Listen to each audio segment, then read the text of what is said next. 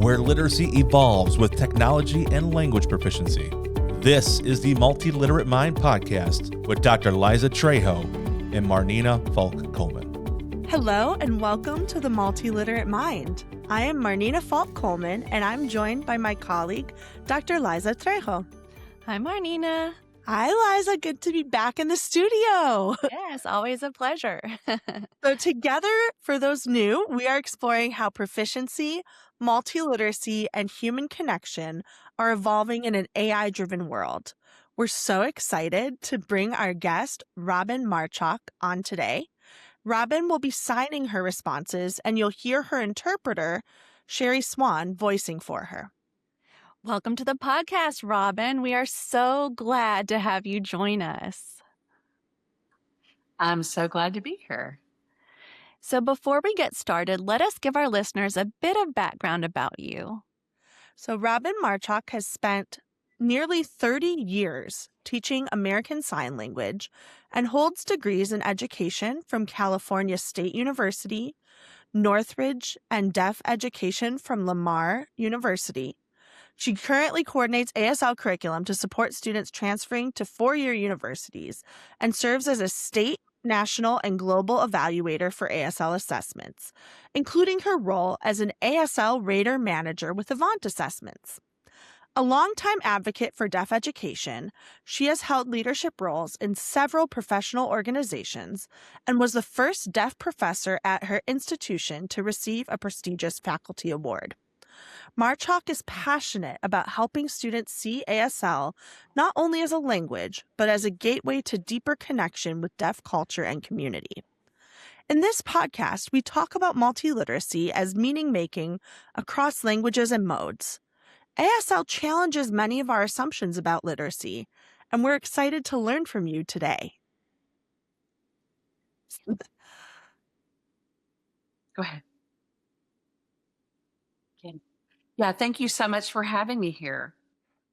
Yes, it's our pleasure completely. And we've been so looking forward to this episode and learning from you. So can you start by telling us about your journey as a deaf individual and as an educator and how ASL has shaped your life?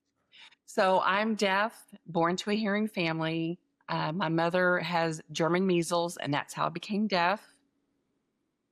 So on this journey, my father was actually in the military. We moved around a lot. So I have had a lot of different experiences, deaf ed programs, mainstream programs. So with both of those in mind, I actually went to Japan as well. I had no language at all until I was 15 years old. Wow. Which, at that time I could read English and write somewhat, and I had a teacher that worked with me one-on-one, several hours a day in Japan. Ironically, I didn't learn English actually in the US. I learned English and writing in Japan. Oh, Wow. So, yeah, so I picked it up there, developed, my skills with English at that time. And then that led me to becoming a teacher for the deaf, for teaching deaf students or students that are hearing that are wanting to learn. So. Wow. Can you tell us a little bit more about the experience of when you say you had no language until the age of 15, do you mean no ASL or no English?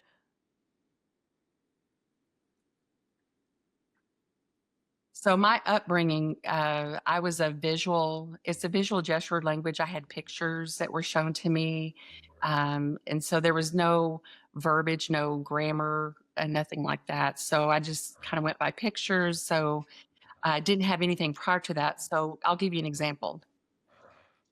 I'd say probably when I was 13, my mother bought a globe. And she, before she, in Japan. So there was, like I said, there was no grammatical structure there. So anyway, so to be able to communicate with me, she bought a toy like an airplane Uh-huh. at, just at a store. And so that was the airplane. She was showing it like flying over to, like, here's the Earth, the globe was the Earth, and then flying over that. And then your head would kind of move, and I would go, or uh-huh.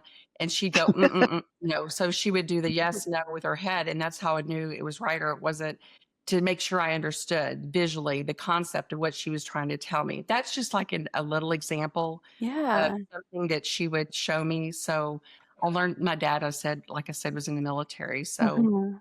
that we moved around a lot, but that was one of the examples Okay. to, to kind of teach me. Okay. And then so you learned American Sign Language before you learned English? I learned visual gesturing, ASL, yes, before English. Okay. It's a And visual how language. did you get into that? How did you start learning that?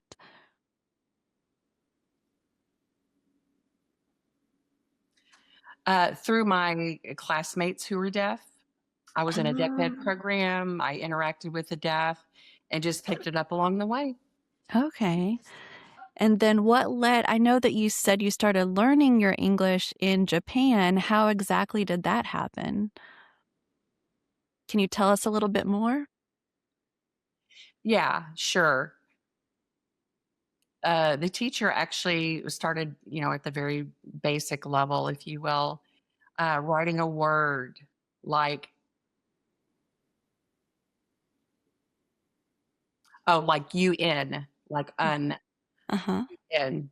And so I would put down, IYU, and then and then we do we practice the English, from the beginning. I would just put down the beginning, like I run or I ran, and then you would add the s if that was needed, or they or she, so just the very basics of the English language. I started out just like any other student would, and kind of just added along the way. So Okay. added more along the way. All right. Very interesting.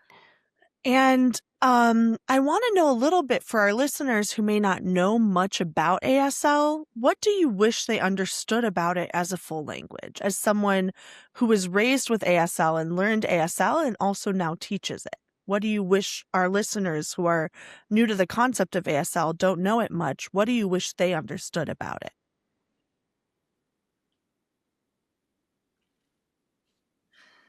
So I would say I would want them to understand the whole concept. Mhm. ASL is a visual gesture language.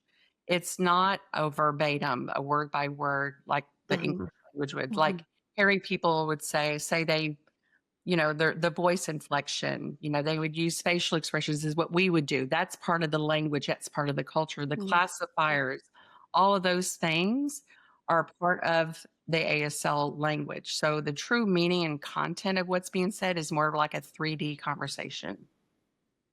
And it's considered also, I know I hear it, it's not just a translation of English, it's its own language. Yes, ASL is a true language. Yes. Because I wanted to clarify, I think that was a really important point you brought up. For you, because you speak multiple languages, how does that influence your understanding and your use of ASL, having been exposed to English, having started with that as well? How does that influence your understanding or teaching of ASL to native English speakers?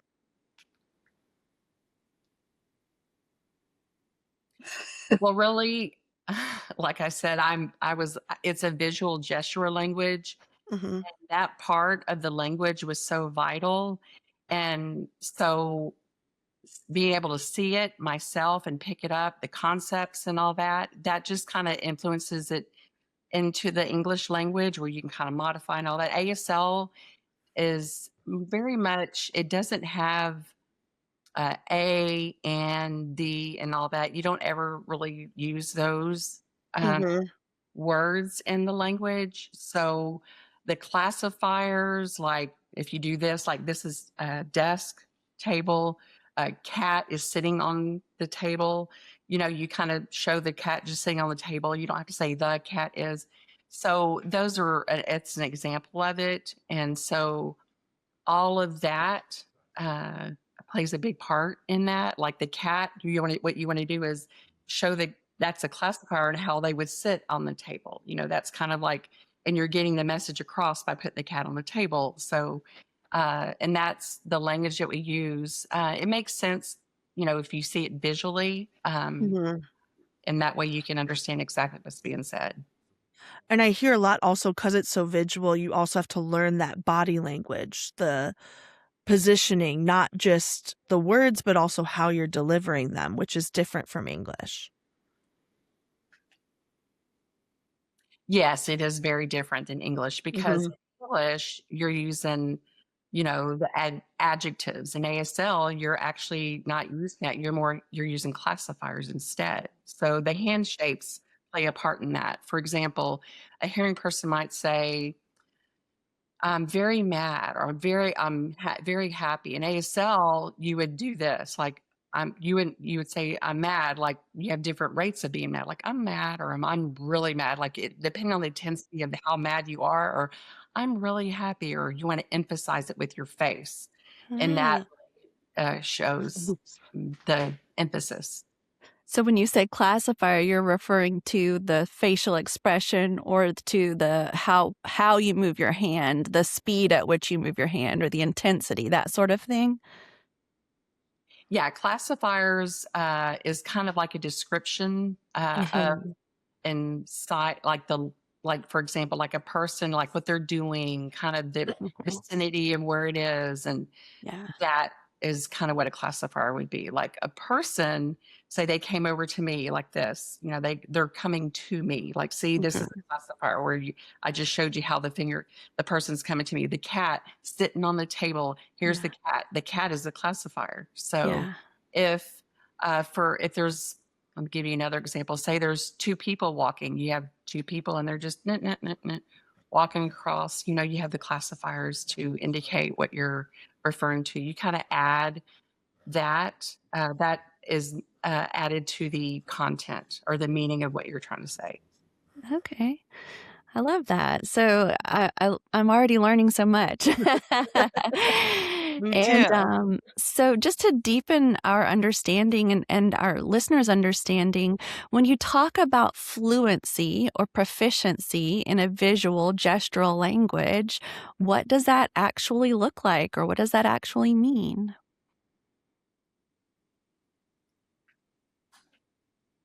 So the fluidity is kind of like the native language, like the fluidity of what's being understood, what's clear on what's being said, the speed, the accuracy. As deaf individuals, there's a speed of understanding the fluidity of what's being said. So some beginners, let's say, Mhm.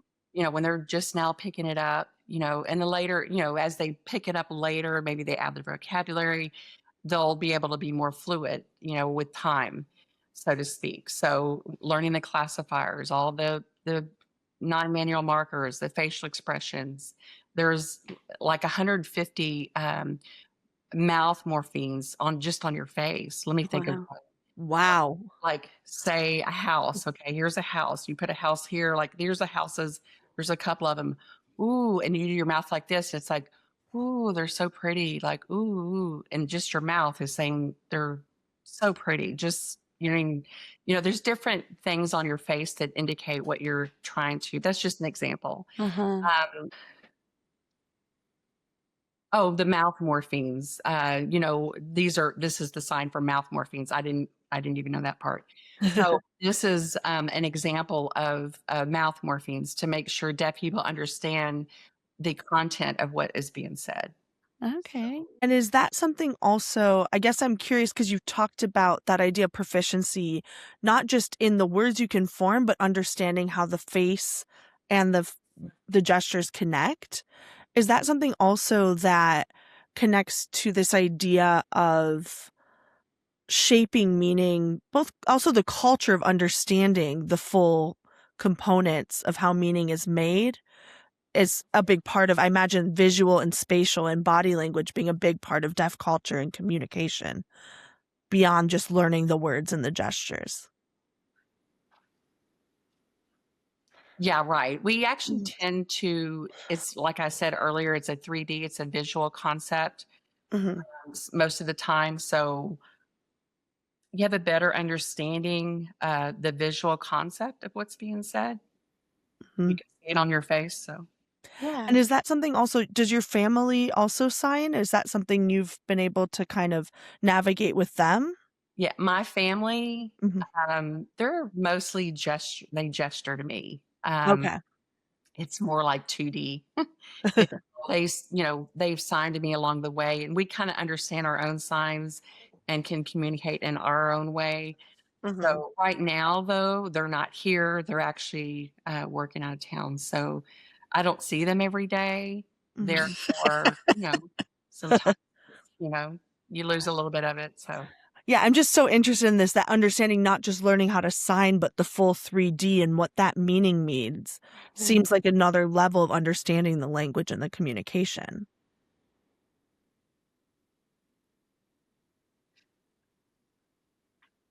Yes, it's different because English, like we said earlier, you're using verbatim the words Mhm. grammatical order. In ASL, it's a 3D, it's a visual conceptual language. So, like, it's the same, like, it could, for run, it can be run and run. Like, it's 3D. Like, are you running or is it running water? That kind of thing. So, Language proficiency isn't a single moment, it's a journey. At Avant, we support the entire proficiency cycle, from learning to assessing real world language use to certifying skills that open doors beyond the classroom. Our connected platform gives educators clear data, less guesswork, and meaningful ways to recognize what learners can truly do with language. If you're looking for a better way to support growth, from first practice to verified proficiency, visit avantlanguage.com. Avant, the language proficiency company. That leads into kind of the heart of what we're trying to understand better in this podcast, which is multilingualism and multiliteracy, and what Marnina mentioned about making meaning, how we make meaning across text, right? And so obviously literacy is a different concept in sign language. So, what does literacy mean in a language that is not written in the traditional sense that we think about?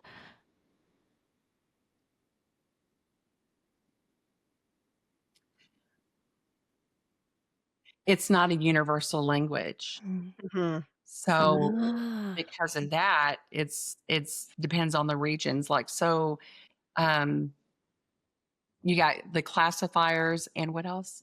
An OSV, which is uh, OSV, object, subject, verb, agreement, Mhm. is what that is. Yes. Verb, agreement. Yes. Sorry. And then, so anyway, all that to say, people that use subject, verb, and object, they tend to use that differently than, say, you know, if you're trying to explain the exact, when you want to expand on what you're saying, you want to do the subject first, and then you want to do the verb, and then you do the object. So it's not an exact order that it would be in English. So sometimes it's kind of moved around, so to speak. Well, that makes sense. And I'm wondering too, so we talk about literacy today as much more than just words on the page. So in a professional development that I was doing this weekend, we talked about reading an image. So I was having the teachers look at an image and talk about having your students brainstorm what they think, what they see in the image, and then turn and talk about what they think about that image, and then come up with questions about what they wonder about that image.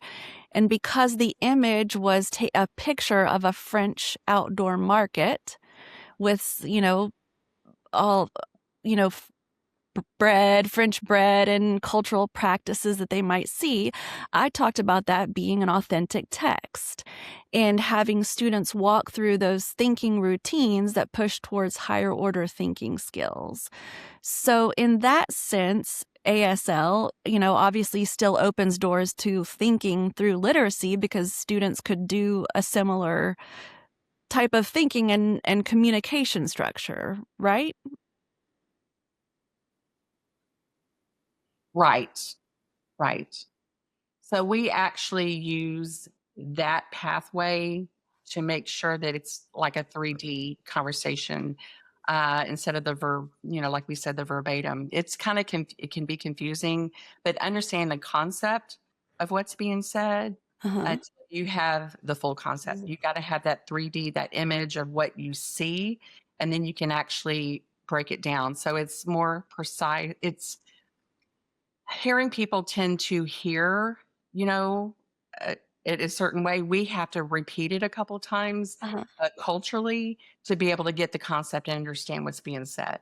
Yeah. So I'm really just trying to better understand thinking about your childhood and your mom using the globe and the toy of the airplane. So you were, in a sense, you were reading these images, you were observing, you were watching, you were understanding, you were inferring, you were using all of these higher order thinking skills in order to be able to understand and communicate with your mom. So to me, in a sense, that's a type of literacy skill that led into the gesturing, that then led into, I would, if I'm just trying to understand it from a hearing perspective, because I can't understand it entirely from a non-hearing perspective, how you're then attaching meaning to actual words to then learn English and learn how to read and write English. So that meaning making process of attaching meaning to an actual word, how does that work? Can you talk a little bit about that? So deaf individuals have the language, the foundation. So when they have that visual, they can actually figure all the details later. So the Mhm. words and the ing and all that stuff is developed later. If they're going to learn, the English language and developing, that skill. So they got to have the exposure, which if they don't have it, the English words, are like we said, grammatical orders, and you've got the pictures, and then tying them together. It's a language approach, and that's how I was, that's how I learned growing up. So that's part of picking up the concept of ASL. And something I'm hearing about this, like it's taught differently than other languages. And we're in the age we talk a lot about AI and like language models and computer-based and digital tools. And also the fact that those tools don't always replicate the cultural considerations. So I'm kind of curious when we think of learning ASL and how it's a process learned differently than other languages. What does AI look like with ASL? What do these digital tools, what are you seeing in a pattern with those as they're kind of coming into play in the language world?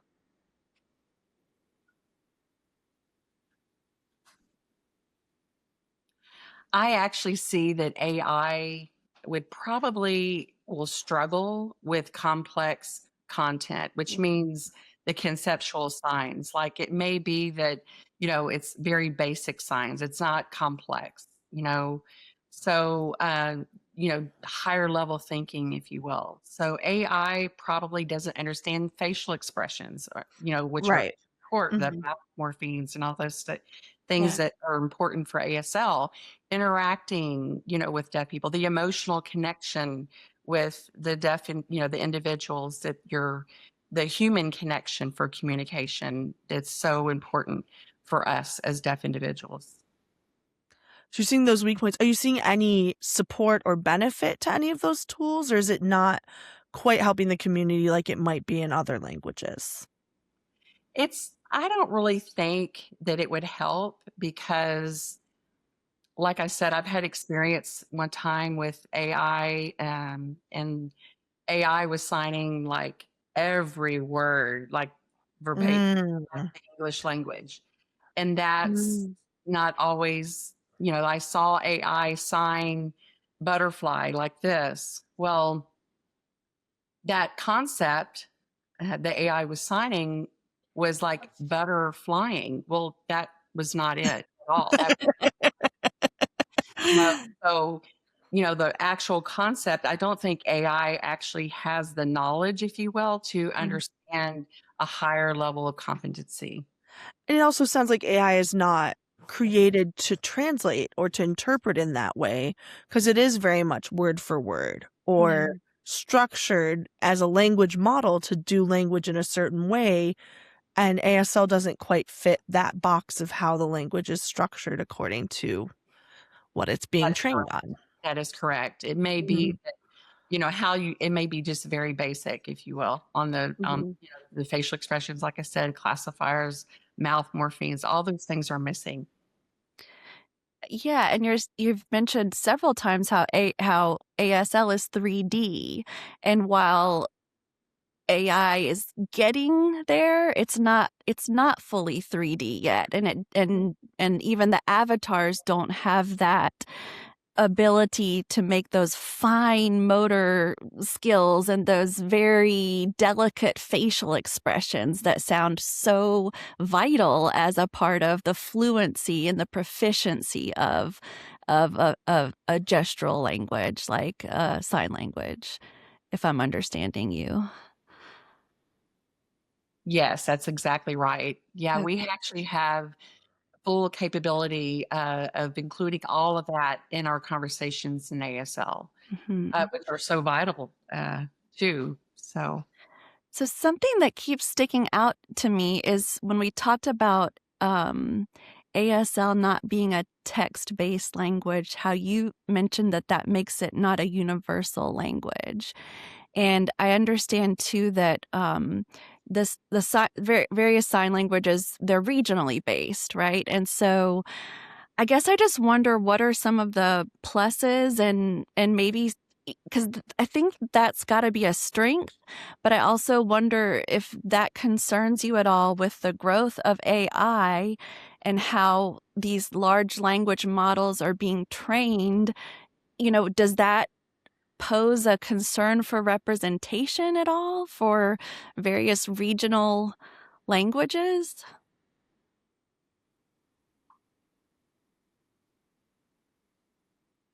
yeah, it's possible. It's a challenge because AI, they only know one side of the story. The basic. They don't have the various different regions, the different countries that are involved. Like we had mentioned earlier, the grammatical syntax. So that's being missed. So that being said, AI, we want to make sure that the content, that the conversations that you're having with deaf people in the community and all, um, it's a challenge having AI because personally, we don't recommend AI because it's the human connection is lacking, and the deaf people feel uh, like they don't have much participation. There's no like a regular conversation like you would, and when you're face to face with someone, they crave that conversation. They want to be able to talk and have that human connection Mhm. for interacting.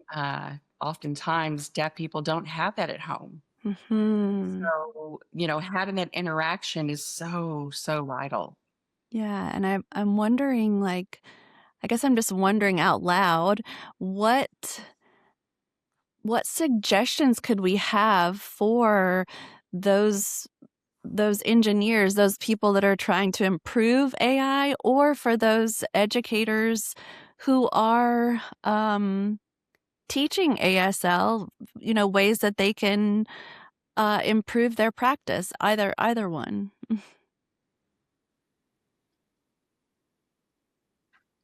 I think it's a good idea to have a deaf group of professionals that uh, instead of AI from the Okay. hearing the development of tools with creating AI are probably not from the deaf community. They're just kind of, if they got feedback from the deaf community, maybe that could improve their technology. Mhm. Maybe there were um, other places to, um, and I'm trying to think of the word for that. You said going through different avenues, or um, different ways of having the capability to develop something that would be necessary. Definitely Mhm. have their input for sure. Yeah, I think so too. I think that's really important because I want every language and every educator to be represented, and I worry about underrepresentation or misrepresentation of the language and the culture because culture is so deeply intertwined with language, and I don't want anyone to be left out. That's not okay. But I do think it does emphasize something to me that's we've talked about before in this podcast, of this idea that AI can help with language, but it's missing that cultural element Yeah. and it's missing that human connection, that human communication.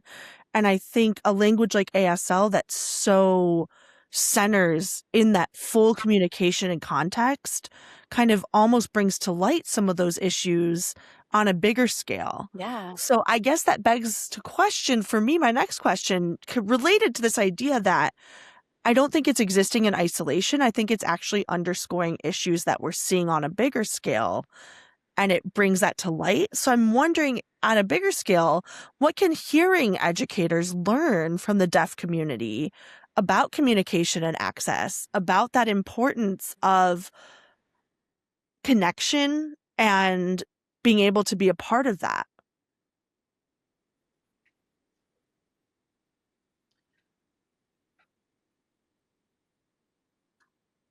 So I think AI, knowing the cultural aspect of it in the community, AI wants to be able to have deaf people, and kind of knowing, um, flipping the light switch, let's just say, little bitty things that are so vital to that they don't have. So there's so much of that that's missing um, Hmm. text. So And on a bigger scale, what can the hearing community learn from that understanding in terms of how we can better create that access, that communication, and keep that in mind with language? Because that seems to be so vital, not just to ASL, to language in general, but I think ASL really highlights how do we improve that access, improve that communication in our communities.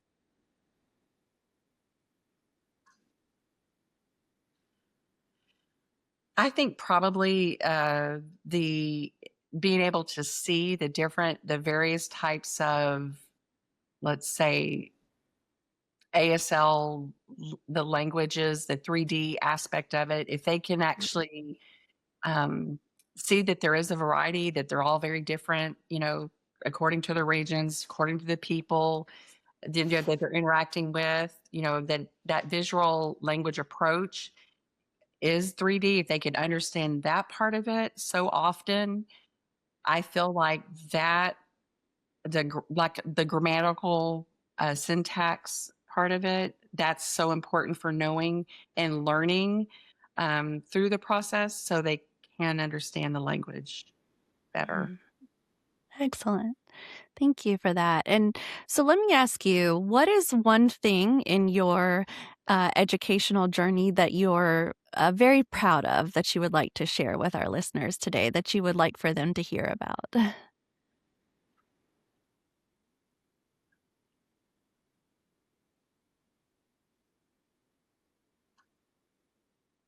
I'm proud of the path that I've taken from the upbringing that I had, because I had no language and I just flourished.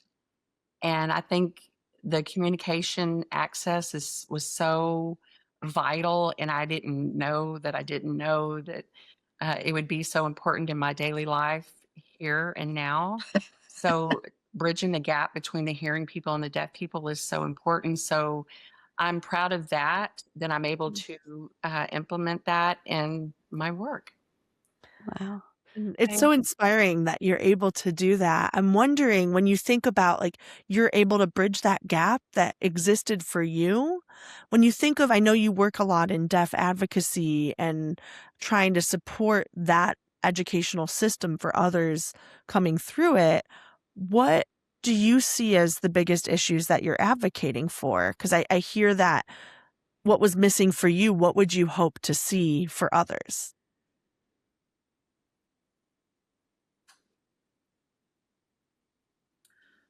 I would want to see, I guess, the differences between cultures, the two different, just communicating that that hearing are one way, the deaf are that a certain way. Even deaf people have different variances as well. The society as a norm, just kind of putting them, bridging them together to have a better understanding of the two worlds would be my hope for Mhm. those Mhm. that Well, I want think you've definitely helped us do that already here today. I certainly feel like I have a better understanding. And let me just ask you one final question.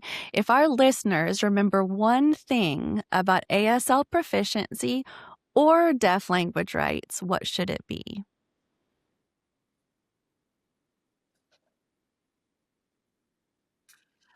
deaf rights. It should be communication access for individuals. Those who don't have communication, they can't even function in society without it, right? Communication Mhm. is so vital. It's key. So, because it's key, I think that if we could, in a perfect world, have them bridging together, deaf and hearing coming together and understanding the differences and bridging that gap, that would prevent a communication breakdown. Yeah, Mhm. absolutely. That was very helpful and insightful. Thank you so much. Yeah. Thank you so much for being with us today and for really shedding light on ASL and accessibility and understanding what that looks like. And I learned so much. I loved learning more about ASL beyond just the signs that we see. So thank you so, so much. And for our listeners and viewers, if you were intrigued by something in this episode and want to add to this conversation, be sure to comment below and remember to like, subscribe, and share this podcast in your networks. Thank you so much.